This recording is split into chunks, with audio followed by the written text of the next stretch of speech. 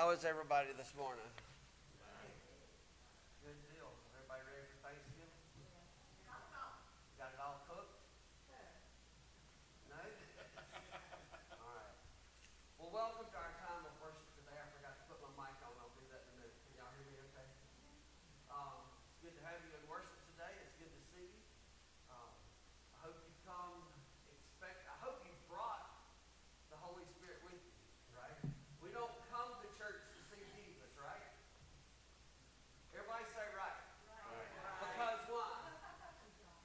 Because we bring Jesus to church with us, right? Because Jesus what? Lives in our hearts.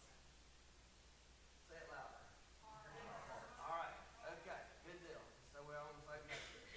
The banners you see have been placed in memory of Mr. Stan Long by the donation to the church, memory of his years of dedication to the church, and grateful for Nathan for his assistance in helping to get those hung, and some work on the cross outside over the activities building out there. So thank you, Nathan, for that. And Ms. Rita, thank you for the banners. And we will enjoy them and remember Stan's long service to the church. So thank you so much. Choir practice this afternoon for the children at 4. We need to say anything else about that, Pastor? All right, hanging to the greens. Y'all know about that next Sunday. 10 o'clock, so Sunday school after church next week, and then we'll get into December. Can y'all believe this year has almost gone all the way? Really fast.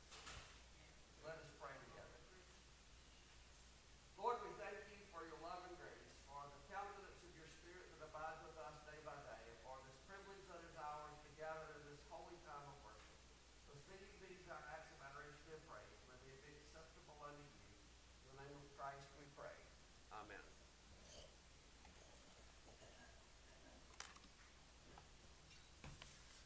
Good morning, everyone. Good morning. If you take your hymnals, please, and turn to hymn number 370. Hymn number 370, Victory in Jesus. Please stand as we sing all 3 verses, please.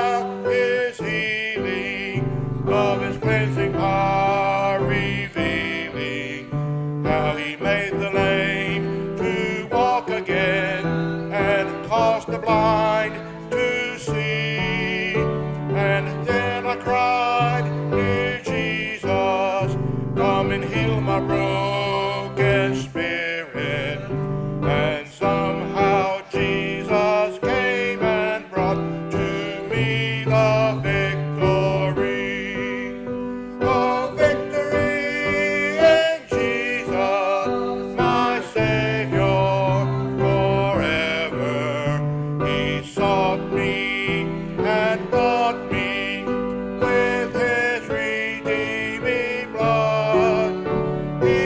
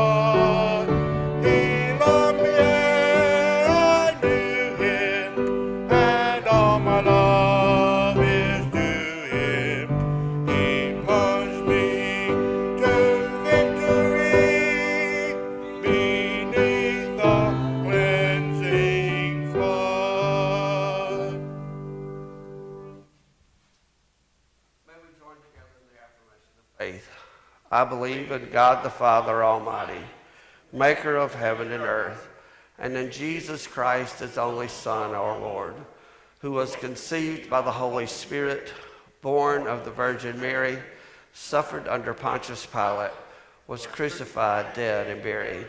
The third day he rose from the dead. He ascended into heaven and sitteth at the right hand of God the Father Almighty. From thence he shall come to judge the quick and the dead. I believe in the Holy Spirit, the Holy Catholic Church, the communion of saints, the forgiveness of sins, the resurrection of the body, and the life everlasting. Amen.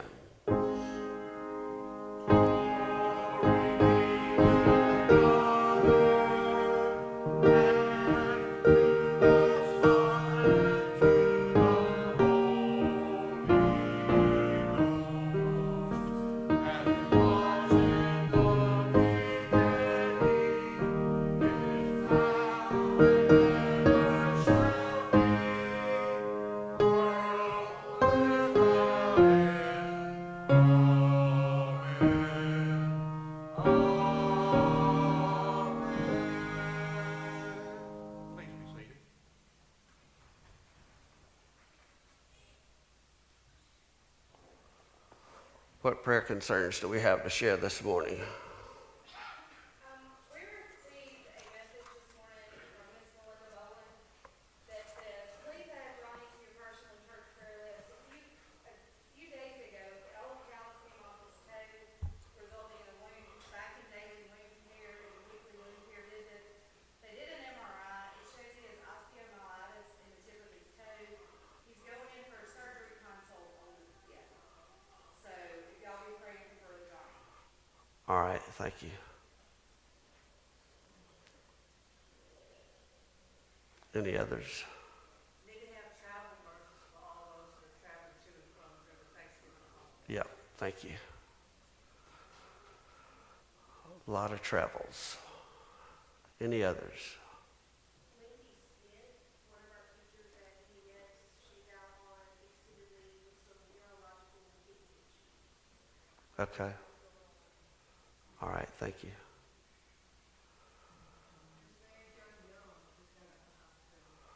Yes, Miss Mary Jo. Any others? Greg Scott. Okay. Well, may we pray together.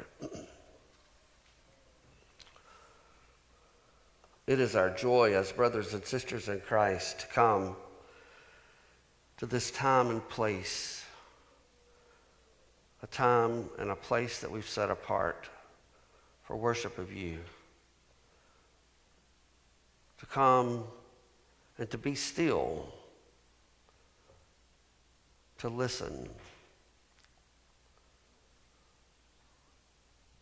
to proclaim the good news of Jesus Christ,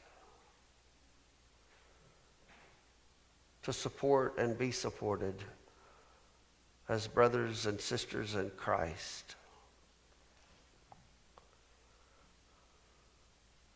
to come and to be amazed in the presence of Jesus the Nazarene. As the hymn says, we wonder how he could love us, a sinner condemned unclean. But today we are reminded of your amazing grace that you have for each of us, that no matter our station in life, like the prodigal son who found his way home, to find there a waiting Father, a loving, waiting Father, a welcoming Father. So you wait and you yearn for us to come home.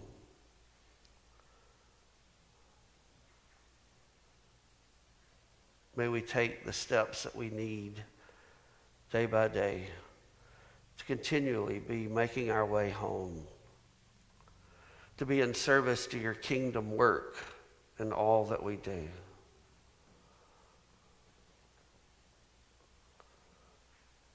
As we've named these with our mouths and others in our hearts, we lift up these concerns, and we know that you hear our prayer, O God.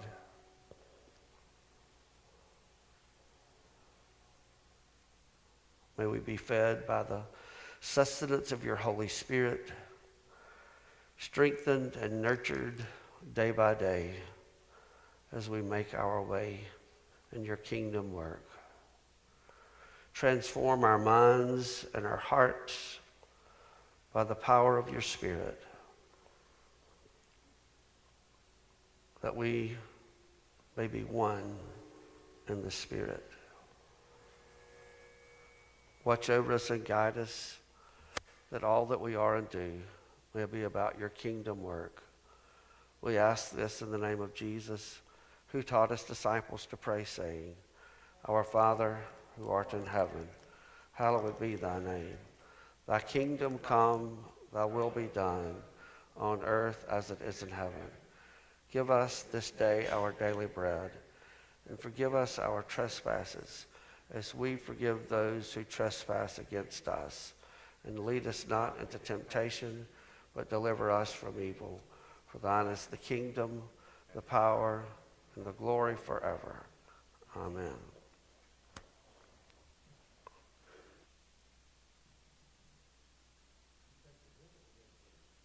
Turn to hymn number 297. Hymn number 297, Beneath the Cross of Jesus. Please stand as we sing all three verses, please.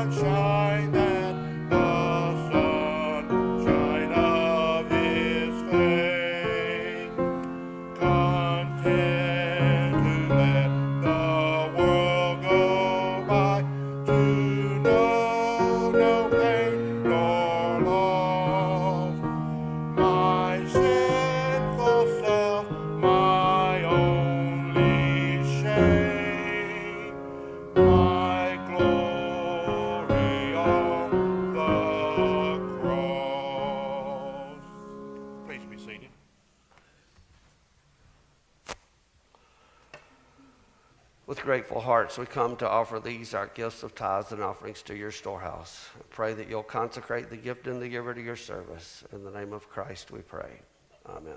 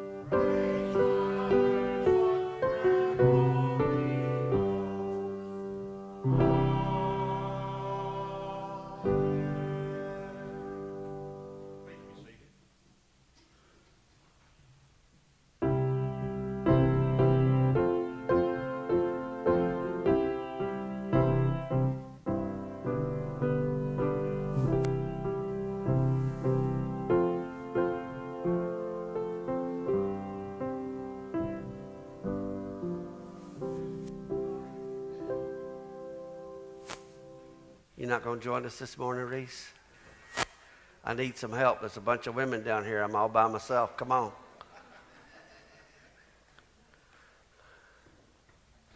I got to have my main man.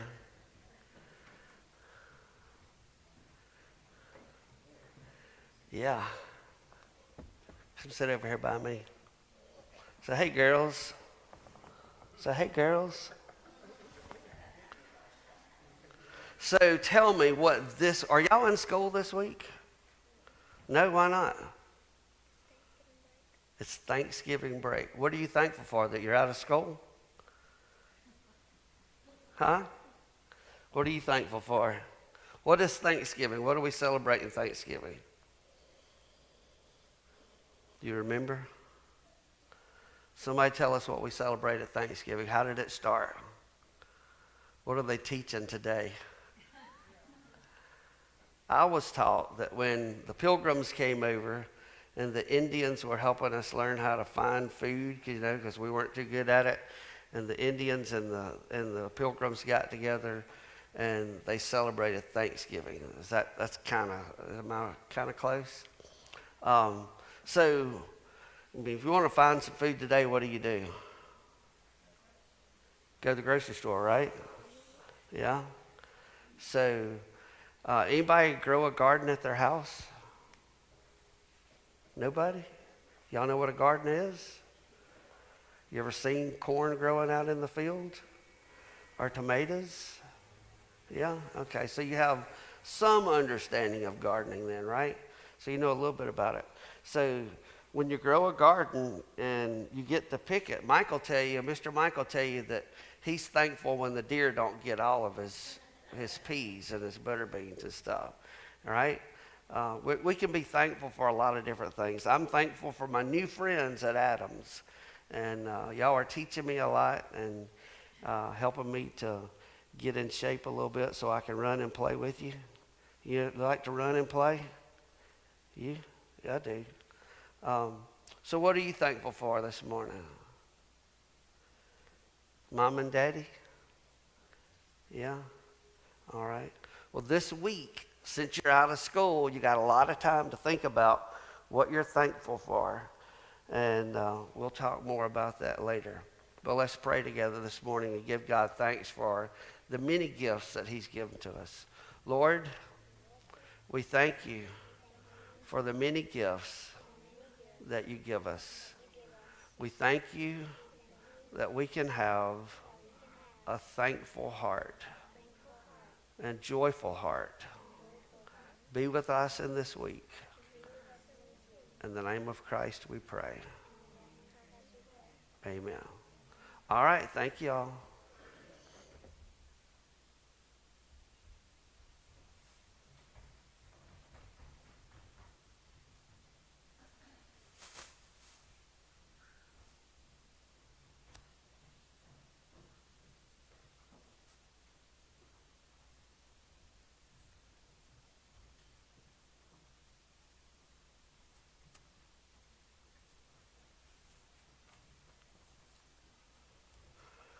Our scripture this morning comes from the Gospel of Luke, the 23rd chapter, verses 33 through 43.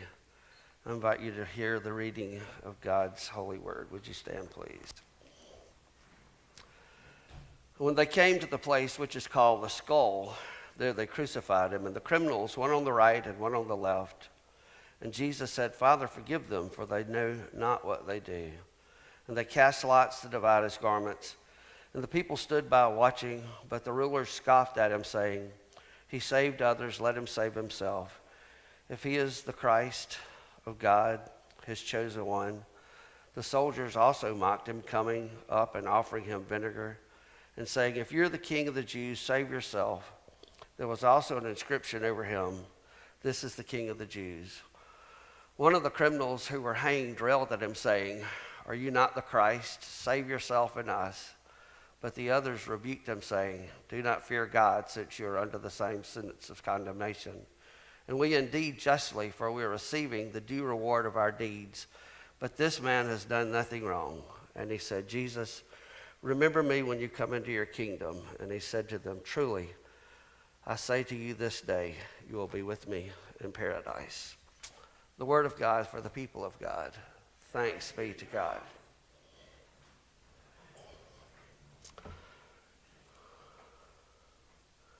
So Jessica, you're always telling me how easy it is to put something up on the screen right quick.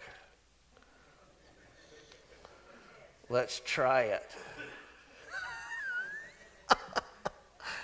We're going to count her down now.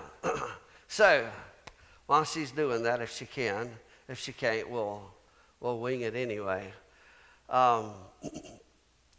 In the Bible, in the Old Testament, in Genesis, y'all know what Genesis is?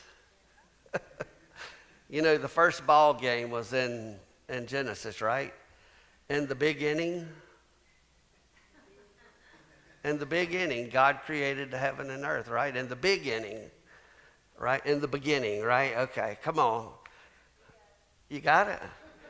You know, the first church meeting took place in a Honda, right? I know you're bound to have heard that before, right? Have y'all as preachers not had any sense of humor that's before me? They met in one accord. And it wasn't a hybrid. Y'all get it, right? You got it? And just in case y'all are wondering, don't let Nelda tell y'all she can't see. Did I tell y'all about this last week? She can see, because when I'm running off the road, she goes, oop, oop.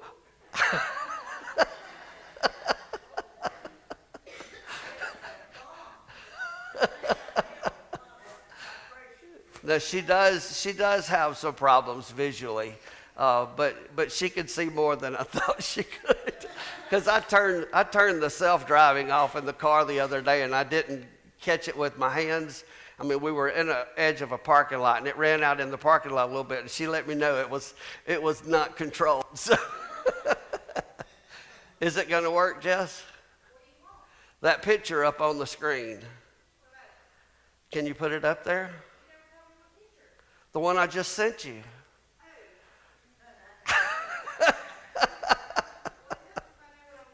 You reached and grabbed your phone, so I thought maybe you saw that it had come in. That's why I didn't say anything else. So, in the beginning, God did what? He created the heavens and the earth. And on day one, he did this. And on day two, he did that. And day three, and he did all this creating. And he made what? He made everything, but he made us, right? He created man, Adam. And then from the scriptures tell us that man, it was good, but it wasn't complete, right? And he needed what? A helpmate or a helper, and he created woman. All right, so she did it. Look at there. So, huh? You gonna make it better? All right, bigger. All right, so this is the flower bed in the front at Magnolia, and the wood structure you see up at the top is for me to hang. You can see it at the very top of the picture. You see part of the railing, and then across the porch, you can see the other end of it. That's for me to hang my big tarp over, because more than half the stuff in there are tropical plants, and if it gets below 40, it'll kill them dead. And I'm trying to save them. So you see that frame at the very bottom of the picture? That's the base of it. And so I set heaters in the yard there and cover it up and try to keep it above 50 degrees so it doesn't die. Now, why am I showing you this? So I'm wanting to have church out there in front of the flower bed one day. But I'm showing you this because I think it was Thursday. I was out in the front yard, and this guy comes riding by in the car. No, it wasn't Thursday, because me and Nelda were riding Thursday. We went Thursday, right, Nelda? So it must have been Friday.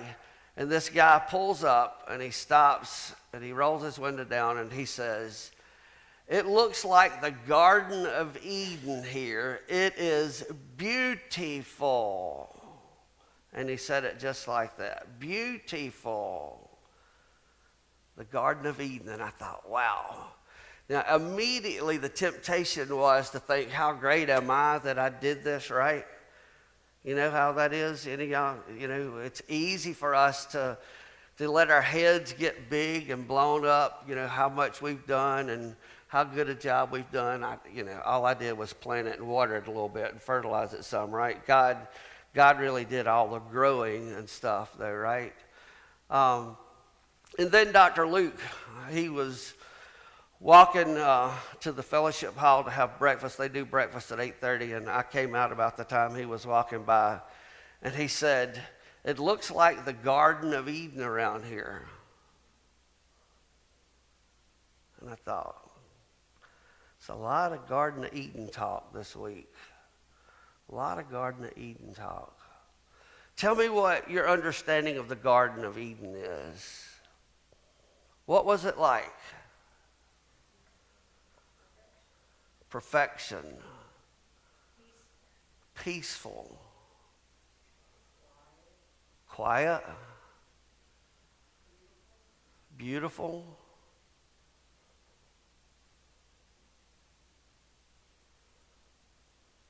What else?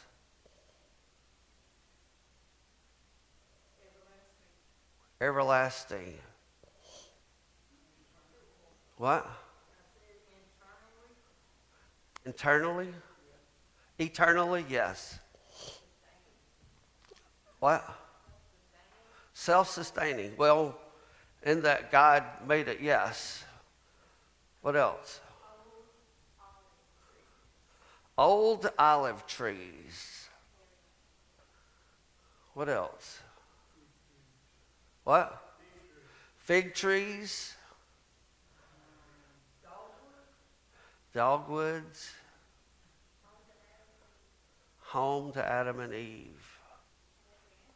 Huh? And all the animals, yeah. Fruit trees. What else to eat? Everything, right? Vegetables. I mean, this was their whole life, right? Scripture tells us this is where they lived. There was something else there you hadn't named yet. Huh?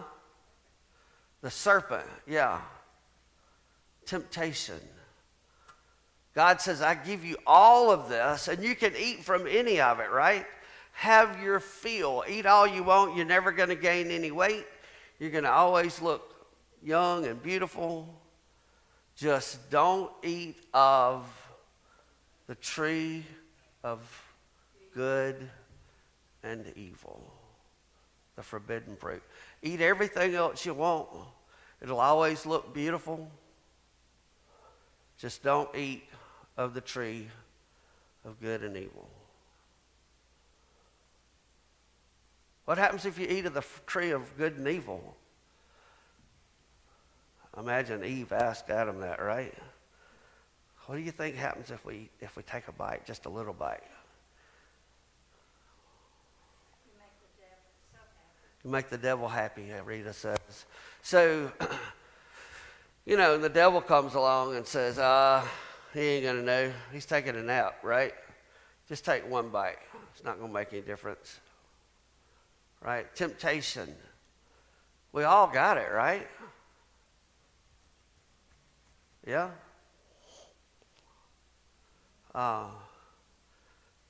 We joined a gym this week, and we went and walked yesterday, and I walked for 2 miles in 40 minutes. I wanted to do 3 miles, but my wife had already quit, and I wanted to do some other things too, so I decided I would wait and do the 3 miles today. We met 2 ladies while we were there, and they were talking about the stair machine, and it's really cool. You get on it, and it's what you think. It's just stairs. It rotates and rotates and rotates. You have to climb up on it, and it's a good thing because if you miss a stair or, instead of falling and it crushing you, the way it's built, you almost can't get hurt on it. Of course, I'll probably figure out a way to do it, but it steps off, and it's almost as high as the pew is that you're sitting in, and there's no step under that. So if you miss and you come off, the stair is turning back inside itself, and so you come off of it and can land on the floor and be okay. And they were talking about how hard it was, and so, I turned it up to 150, and to get it to 150, I had to walk, through the slow part, and, you're walking and pushing those stairs, and by the time I got it to 150, I couldn't do but about 5 or 6 steps before I fell off of it. Of course, they were laughing. I just landed on the ground. I didn't really fall. But the temptation was to do it wide open and go as fast as I can. My friend Brandon told me last week when I told him I was going to sign up this week, he said, Danny, I know you don't get out there and lift what you think you can lift and hurt yourself and spend 6 months recovering it on the first day. Do you know yourself well enough to know what your temptations are? Or hopefully at least you have someone who knows you well enough to know your temptations. The Garden of Eden, it was perfection, it was wholeness, it was everything that they would ever need.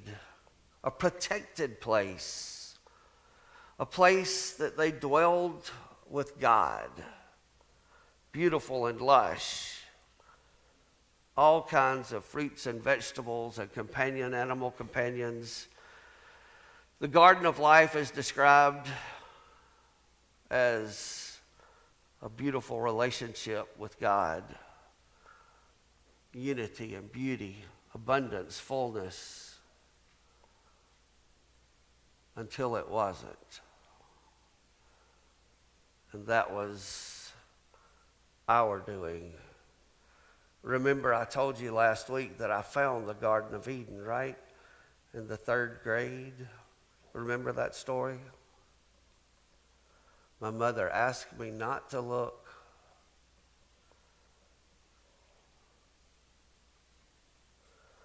Once broken, we've struggled not only to walk with God in a covenant in the hope of returning to that once experienced place of rest and blessing for our souls. Jesus called it the garden. For to be with Jesus in the afterlife, a promise he made to the condemned man next to him, meant once again to dwell in that blessed place of truth and beauty and goodness, where no one ever thirsts or hungers, where souls rest in the abundance of God's nourishing presence. The concept then of a garden as a spiritual place and not just physical place matters, because this metaphor helps us to understand how we're to cultivate that covenant relationship with God, with ourselves, and with one another and the world.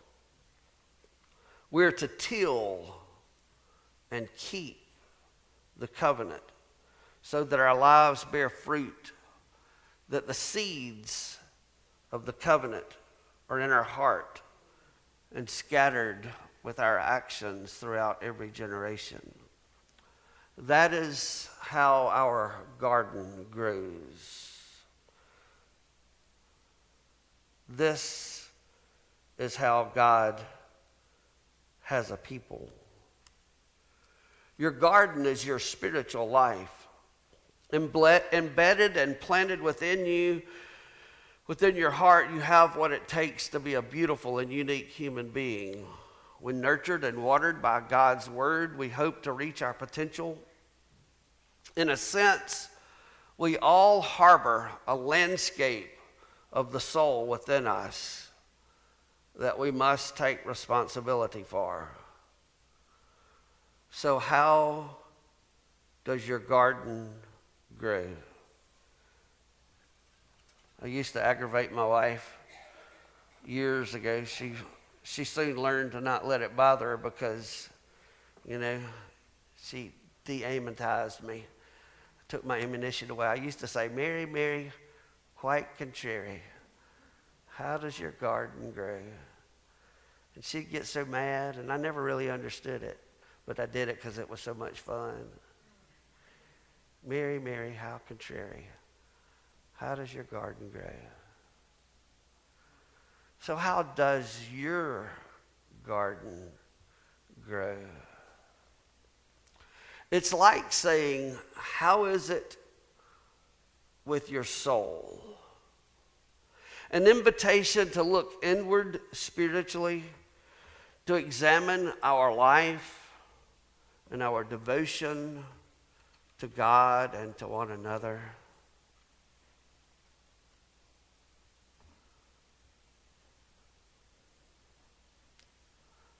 Gardens are a really lovely thing, but they don't happen in a vacuum. They take work. You have to weed them, you have to water them, you have to fertilize them, you have to care for them.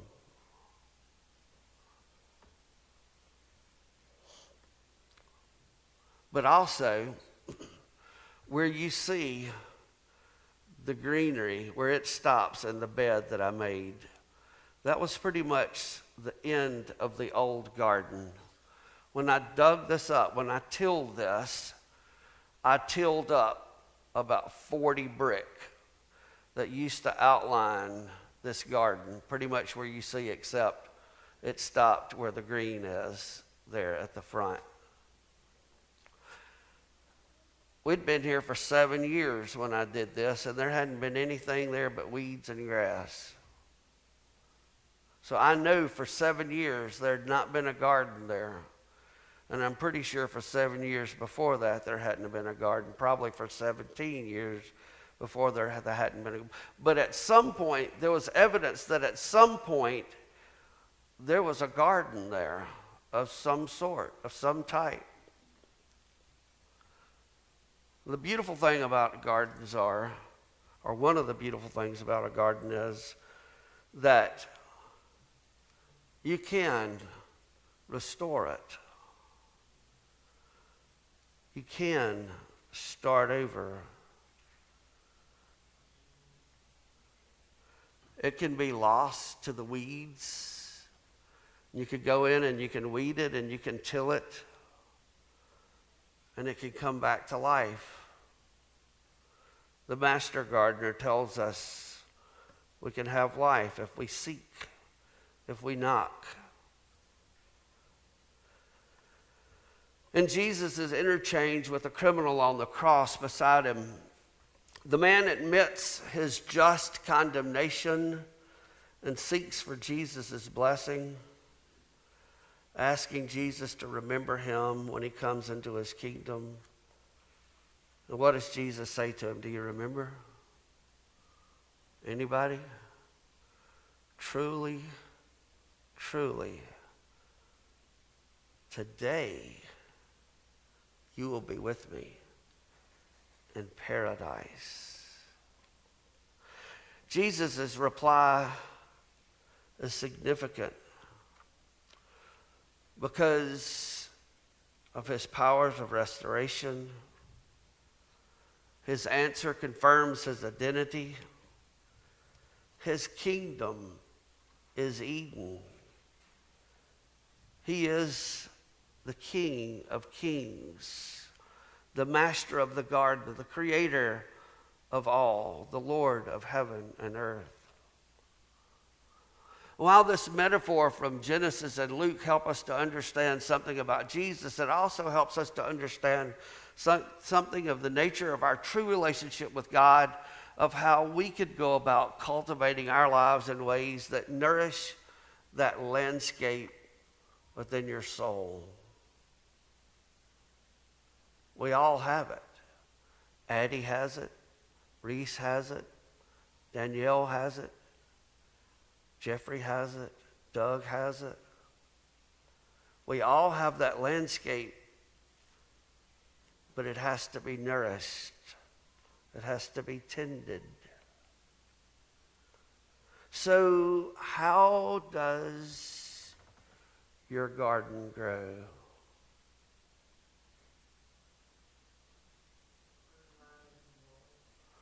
Fertilize and water.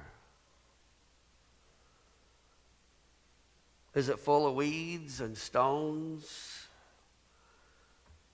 Is it overgrown or is it well tended?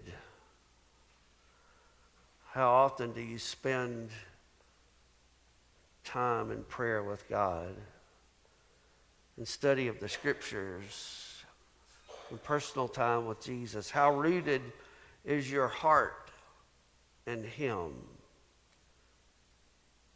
Is your fruit healthy and ripe, and full of seeds to cultivate the world with love and peace?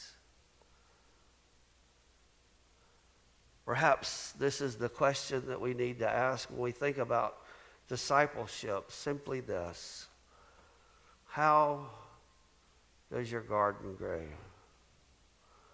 For our growth of our love, our faith, our lives, our wisdom, all depend upon our relationship with God.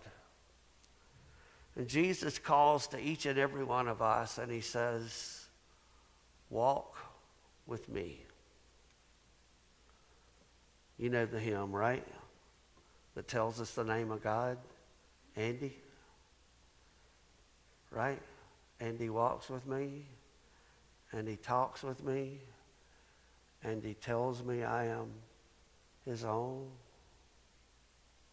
When we walk with Him in life, when we confess our failures and ask for His restoration, we can be sure that our dwelling place, now and in the future, will be safe and nourished and utterly beautiful. How does your garden grow? Nathan?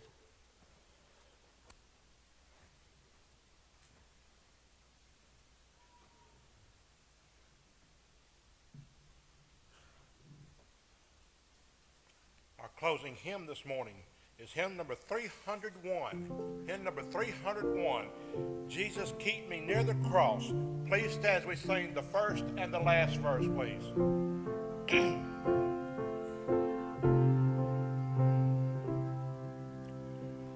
Jesus, keep me near the cross. There's a precious fountain, free to all, a healing stream flows from Calvary's mountain.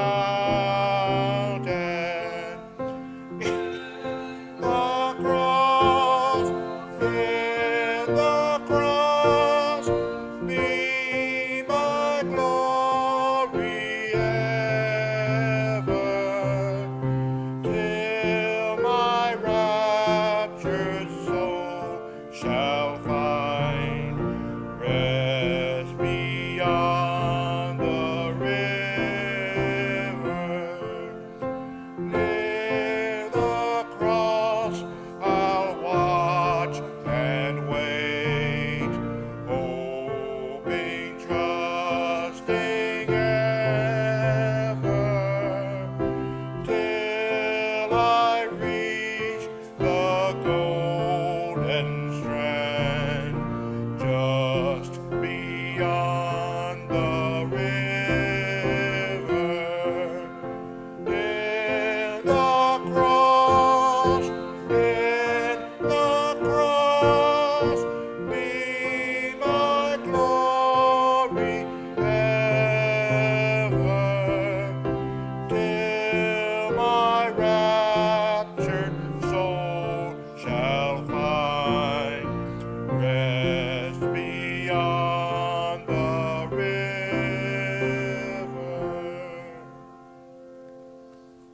May you go in the grace and the peace of our Lord Jesus Christ. May His love, His mercy, and His grace guide you in all that you do, as you grow your garden, as you share the seeds of love with those about you.